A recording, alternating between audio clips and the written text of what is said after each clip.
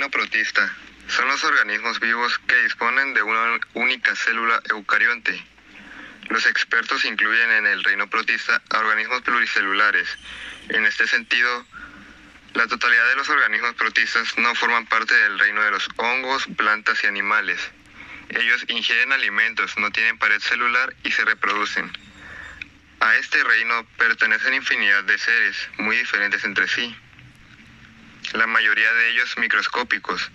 Todos respiran oxígeno y una característica es que la mayoría tiene flagelos. Su ADN está contenido en un núcleo dentro de la célula.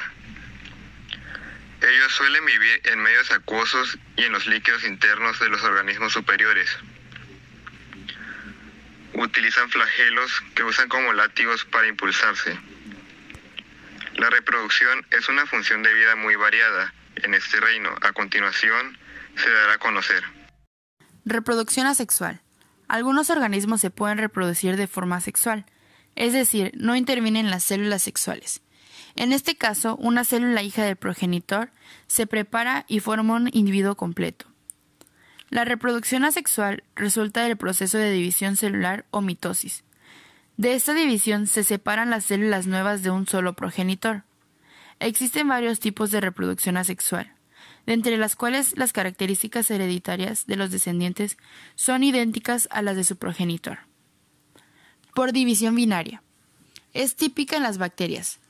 Como por estrangulación en el plano medio se reproducen nuevos organismos.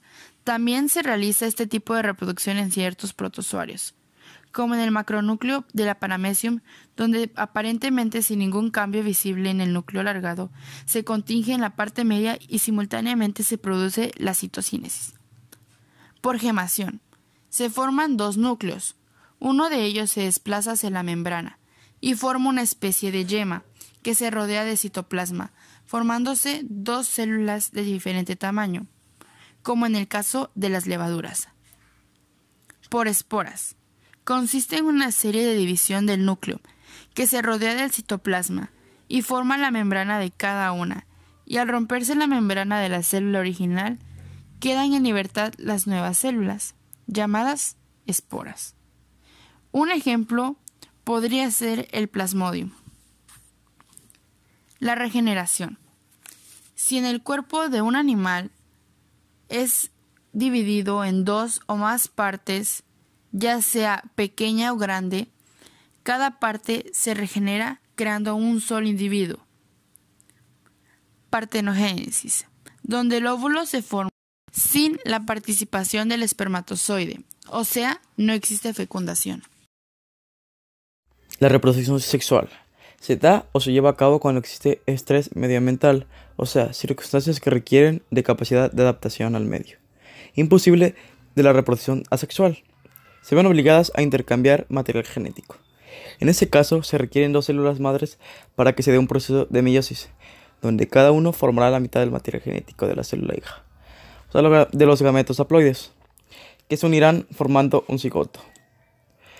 La conjugación comparte características tanto sexual como asexual.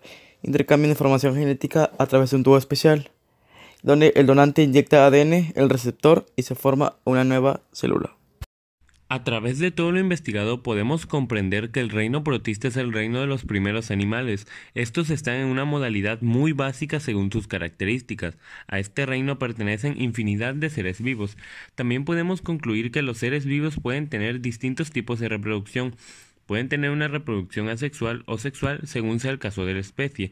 Cada tipo de reproducción tiene tanto sus ventajas como sus desventajas, afectando o beneficiando al ser que posee cierto tipo de reproducción.